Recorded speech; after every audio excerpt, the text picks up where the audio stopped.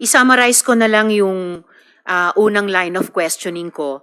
The point of my question tungkol sa assuming responsibility or not kina Kian, Carl Anthony Nunez, itatanong ko rin dapat si Althea Barbon na 4 years old, at si Carl Arnaiz, at si Reynaldo de Guzman alias Kulot, na-confirm sa Caloocan Court na the evidence was merely planted by the police. Ang point ng unang questioning ko na yon ay kung ina-acknowledge nyo o hindi na yung policy nyo caused the death of innocents. So lastly, Mr. Chair, actually may mga isang dosenang tanong pa sana ako sa dating presidente pero na-high blood yata sila sa akin. So dalawang huling tanong na lang. Una po. Yes, Mr. Chair. Ganun lang siguro kasi excited lang ako. First time ako naka-appear ng Senate. But walang personalan yan. It has nothing to do with you, pati yung character ko. Yung boses ko lang kasi excited. But if we are offended by the demeanor, then mag-change gear ako. I'll try to do it with moderation. Salamat kaayo, Mr. Continue, ma'am. Chair. Continue. Salamat kaayo, Mr. Chair. At saka, Hindi, sadali, ma'am. Mr. Ganito, Chair. and I'm addressing lahat kayo. Taga-probinsya po ako. Hindi ninyo pwede akong masumo na paulit-ulit. Pag ginawa ninyo yan, isnabin ko kayo. Wala akong pera. I am not that rich na mag-travel dito sa aeroplano. Mahal yan. I am, bubuhay ako sa retirement pay ko. So, pati itong pamasahe ko, retirement pay ko yan. Wala akong negosyo ever since. Gobyerno lang ako. I have been an employee of government ever since. Kaya, I do not have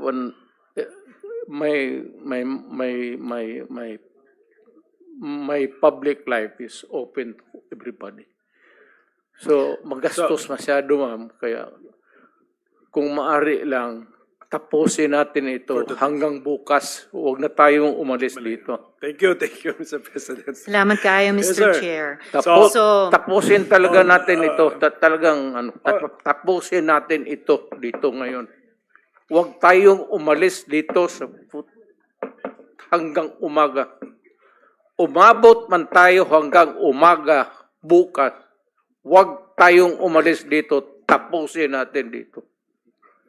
Okay, Mr. President, we are prioritizing the questions directed to you. Sige. Senator Ortiveros. Salamat kaayo, Mr. Chair.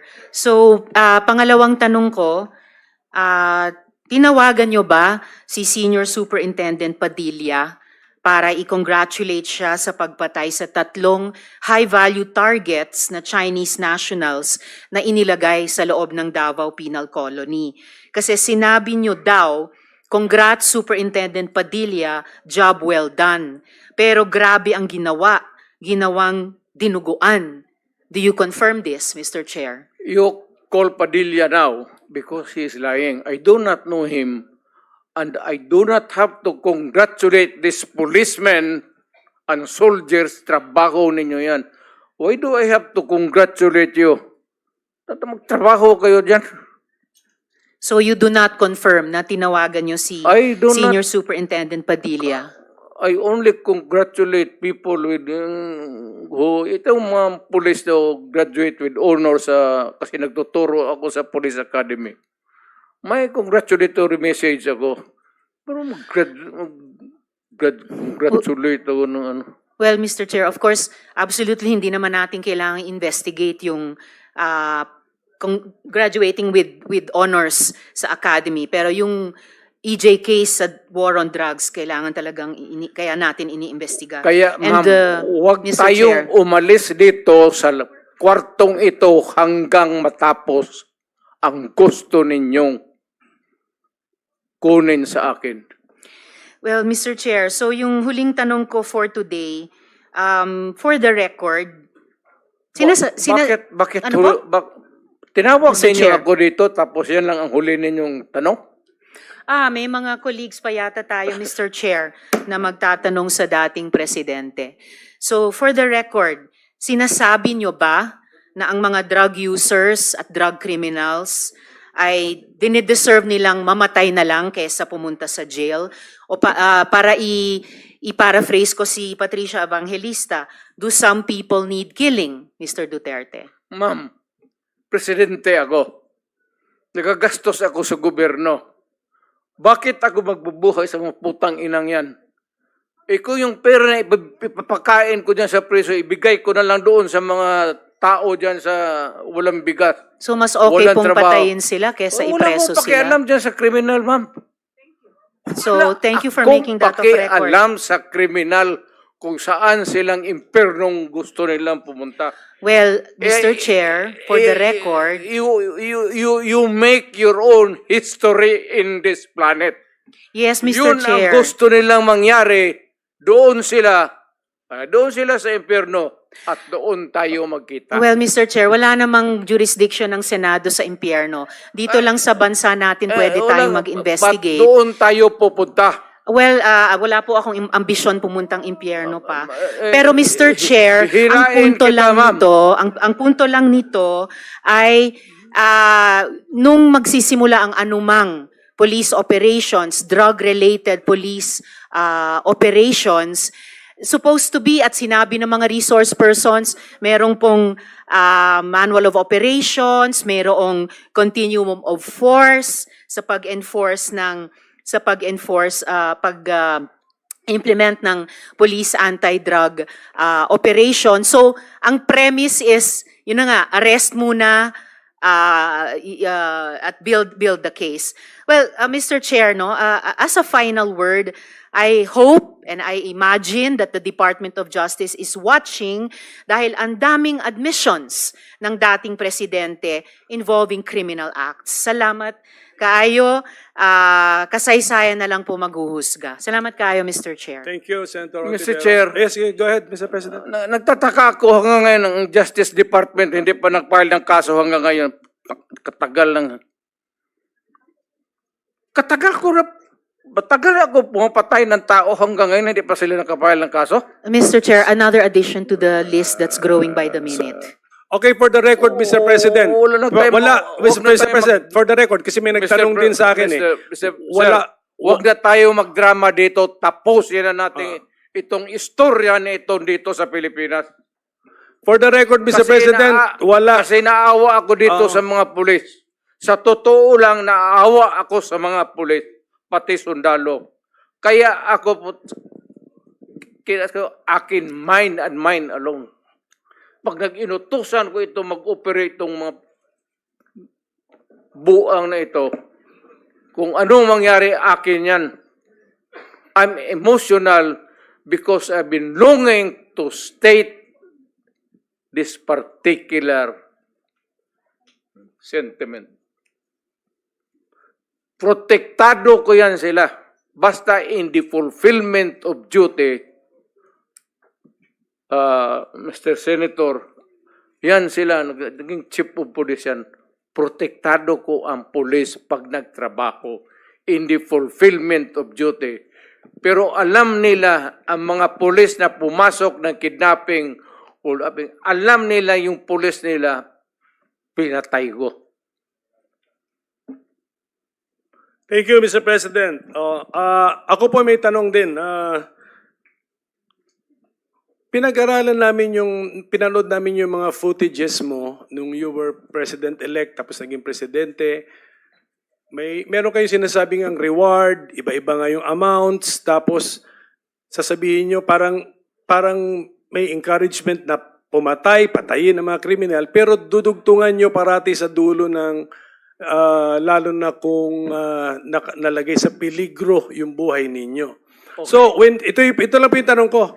So, when you were president, hindi nyo ba po concern na malito yung mga nakikinig sa'yo, na kausap mo mga law enforcers, na may maniwala, lalo na dun sa first part ng sinabi mo at na-confuse na sila kasi paliko-liko po yung mga pronouncements po ninyo, Mr. President. When you were President, were you not concerned that you will be misinterpreted? Hindi, kasi matagal akong instructor ng pulis eh.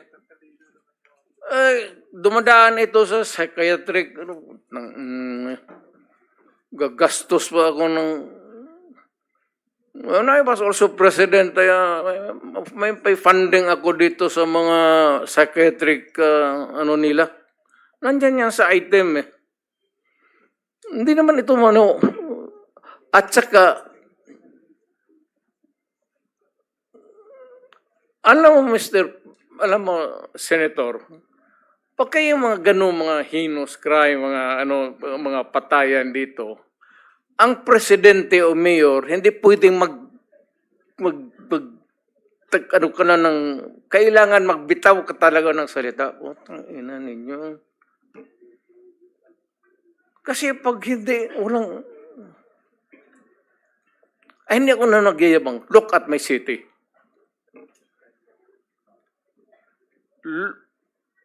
I would like to we travel back. Ano ang syudad ng Davao noon nung hindi pa ako mayor? Nandyan yung komunista, nandyan yung mga hold-upper, nandyan lahat. Abusado na pulis, abusado na sundalo. Puro kriminal, puro kanya-kanya. Nung na mayor ako, sabi ko, hinto kayo, either, ayan siya, mga nandyan naman na noon.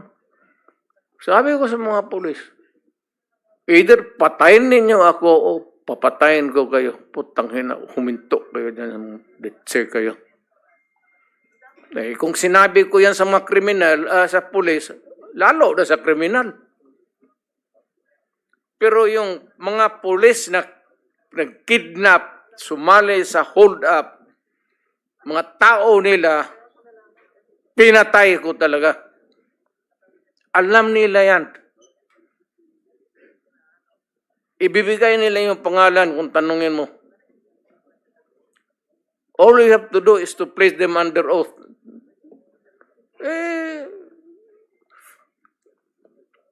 Sinabi ko sa kanila, pati kayo pag hindi ninyo madisiplina yung mga tao ninyo. Bayad ang mga tao ng sweldo ninyo tapos pati kayo kasali dyan. Stricto talaga ako sa pulis. Ayan sila. Puro general yan. Protektado ko ang pulis pag sa trabaho. Kasi ma-demoralize pag hayaan mo. Alam mo ba, Senator, nung mayor ako, ayan, puro dumaan ng Davao yan, puro naging chief of police yan. Pagka ang pulis nagkaroon ng kaso, yung araw na yon na ma-file yung kaso against the police, tangina yung sweldo niya, hinto na yan. Wala nang pagkain na dumadating doon sa pati yung mga anak. Hinto pati yung edukasyon ng bata. Kaya pinoprotektahan ko sila. Ito puro generals. Pero alam nila, sila mismo pinoprotektahan ko. Dumaan ng kaso yan. Pero yung mga pulis na gago, I will take advantage of the presence of the former president and then ask now the police generals present this afternoon. Narinig niyo yung sinabi ni Presidente? Generals Danao and Coy, do you confirm what the President said? Na kung involved ang police ninyo sa krimen, siya mismo ang pinapatay daw niya. So do you confirm such a statement? alam nila yan. As far as I'm concerned, sir, when I was under the Davao City Police Office, hindi naman siguro sir yung pinapatay. Sige, tell us. As far as I know, sir, wala man pinatay po si Mayor talaga. What do you do? What do you do to the policemen involved in crime? policeman is involved in crime, sir. Yes, That okay. is the scenario eh. Oh. Sir, nung panahon ko, when I was the city director, there was one policeman who was discharged for illegal drugs. And unfortunately, hindi ko na lang po i-mention yung pangalan kung sino yung congressman na nilapitan at na-reinstate po sa serbisyo, in short. Okay, he was already discharged from illegal drugs. Wala pang 1 year, sir. Walang ginawa kundi magmaoy, mamaril, at binabaril niya, sir, yung kanyang misis, binabattle indok niya yan. Okay? So, in short, sir, yung taong yun, kinausap ko. Kasi sabi ko, kababalik mo lang, baka pwede namang maglaylo ka. Okay? So, ang nangyari, sir, naglaylo siguro ng 3 linggo. Ganon uli, sir. So, binaril na ng binaril yung misis niya.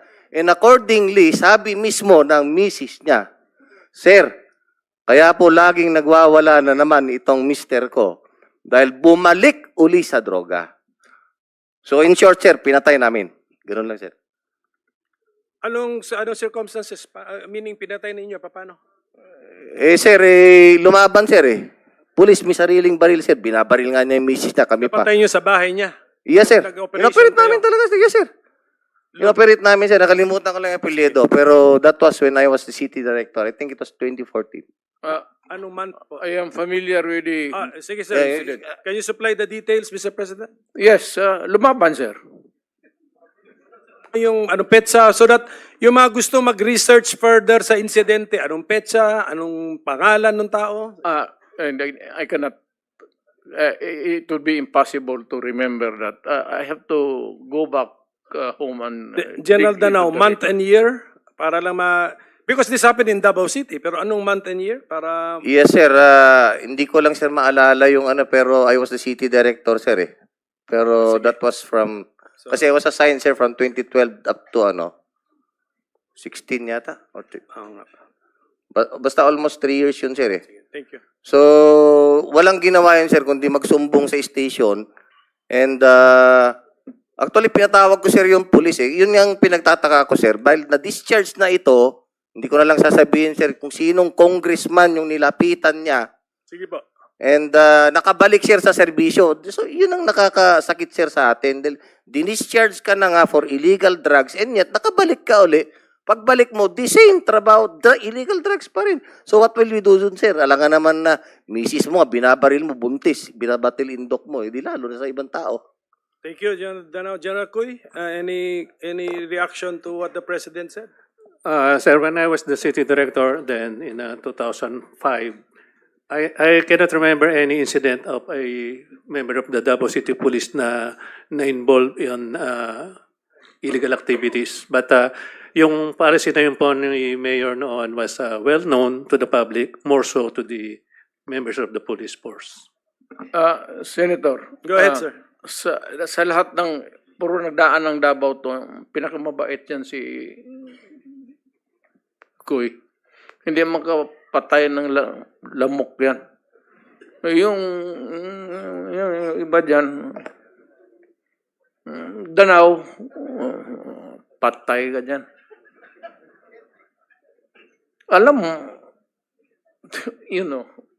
ang trabaho nitong mga to is to confront criminals. And pag nandyan na yan, nagkumuntot na, buhay ng nila. Ngayon, mamili tayo. Nung mamili ako, sabihin ko, sige, habulin mo. Patayin mo pag lumaban. Yun talaga ang word. Patayin mo pag lumaban. Hindi ko sinasabi isalvage mo. Nasabihin mo, hulihin mo, nakakampag, tapos barilin mo. Hindi trabaho ng lalaki yan Kung tunay ka na lalaki, hindi mo trabaho yung magpatay ng tao na bigyan mo ng baril, magbarila na lang kayo. Alam nila yan lahat. Ayan katabi mong senador, alam niya yan. Senator De La Rosa. Mr. Chair, I would like to share also my own personal experience. Pagdating dyan sa mga words ni President Duterte na sinabi niya, yung pananakot niya sa kriminal na pag kayo gumawa, o lalo na kayo mga pulis, na involved kayo sa kidnapping, involved kayo sa droga, involved kayo sa hold-upan, papatayin ko kayo. Yes, sinabi niya yan. Sinabi niya yan. At itong mga pulis na ito, na namamatay din, namamatay sila during operation na kinandak sa kanila dahil lumaban talaga sila. Hindi naman pupuntahan mo lang yung pulis para barilin. Sabi ko nga ni Presidente, hindi gawain ng lalaki yan. Hindi gawain ng lalaki yan. I have my own personal experience. Isang tao ko noon, matagal na ko ng tao, sinaligan yung trusted ko na tao. Ang problema, nagka-girlfriend ng isang drug addict. Nung girlfriend niya yung drug addict, siya rin tumira na ng droga. Ngayon, nung tumira na siya ng droga, dahan-dahan na rin siya nagbibinta ng droga. Pupusing na siya. So, naawol siya ngayon. Nung naawol siya, nag-full time na talaga siya naging puser. Sabi ni President Duterte nung mayor siya, yung mga pulis na yan na nagbibinta ng droga, papatayin ko kayo. Alam mo nangyari? Inoporitan yung pulis na yon. Tauhan ko yun dati. Inoperitan siya. Pag-operate sa kanya, nag-bypass. Nung nag-positive, inaresto siya. Pinasok siya. Barilan sila. Nung mga SWAT na pumasok. Ang masakit pa nga, Mr. Chair, yung mga SWAT na pumasok sa kanya, nag-assault, classmate niya na matagal niyang kasama from the training center hanggang sila nagiging SWAT, hanggang nagiging kasama sa basketball araw-araw, kasama sa kusina kumakain araw-araw. Pero sabi ng pulis yung SWAT na nag-assault, Sir, ano magagawa ko? Classmate ko yan, hindi ko kayang patayin. Pero lumaban eh. Kaya, paano ko i-explain ito ngayon sa asawa ng classmate ko na namatay na kumari ko? Kumari ko pa yun. Ang hirap i-explain, sir. Patayin na yung classmate ko, pero kung hindi ko rin naman siya barilin, ako mamamatay. Magaling na shooter yung tao na yan. Magaling ang bumaril. Kaya ganun po ang nangyari. Pag sinabi ni President Duterte, as a matter of policy, na papatayin ko kayo mga kriminal, papatayin ko kayo mga pulis na sindikato, yun ang ibig sabihin. Papatayin kapag lumaban. Yun talaga. Sabi niya, mas gusto ko pagkatapos ng putukan, kayo ang nakatayo. Yung kriminal ang tumba. Hindi kayo ang natumba. Ang kriminal ang nakatayo. Because mahirapan akong mag-explain doon sa pamilya ng pulis na namatayan. Pero yung kriminal, wala mang problema kasi sila man talaga na gumawa ng krimen. Kaya kung lumaban, mahirap kasi pagka kinuha natin yung word palagi na yung intimidation na ginagawa ni Presidente sa mga kriminal, pang-intimidate lang yun. Kaya nga, ang ganda ng Davao City dahil takot talaga pumasok ang mga kriminal doon. Sabi niya, pag kayo kriminal pumasok sa Davao City, hindi kayo makakalabas dito. Kaya takot sila. That's intimidation. Pero yung pag-implement ng sinasabi ng papatayin ko kayo, walang pulis na gago na graduate ka ng public safety basic recruit course na tinuruan ka ng police operational procedure, tinuruan ka ng mga lahat-lahat ng mga rules of court doon sa training mo, tapos isalvage mo yung tao? Walang pulis na ganun. May pinag-aralan ng pulis eh. Nga pinag-aralan yan. Kahit nasabihin pa ni Presidente na, barilin mo diretso ha, barilin mo diretso. Hindi, susundin ng pulis yan. Dahil alam nila what is tama at anong hindi. Kaya, palagi lang na may misinterpret, na may misquote yung kanyang mga hyperbole, yung mga superlatives, yung mga, ano pa yung mga pinagsasabi ni Presidente, just to send the message to the spine of the criminals na takutin sila. Yun po ang technique niya. Magaling yan siya sa saywar eh. Magaling siya sa pang-iintriga hanggang yung mga kriminal mismo magbabarilan. Sila na lang mismo. At yun na. Yun ang ginawa niyang Davao Death Squad, yung mga kriminal na nagbabarilan. Salamat sa inyo. At wala ng trabaho yung pulis. Kayo ng mga kriminal nagbabarilan dyan sa Davao City. To complete your story, Senator Bato, yung sa tauhan mo, if you can remember the time frame? Time period nung Nakalimutan. anong month, anong year? Nakalimutan Sige ko. pa, para lang Kung anong, sige lang, mag-research lang tayo. Magpaparesearch na ako kung anong year yun.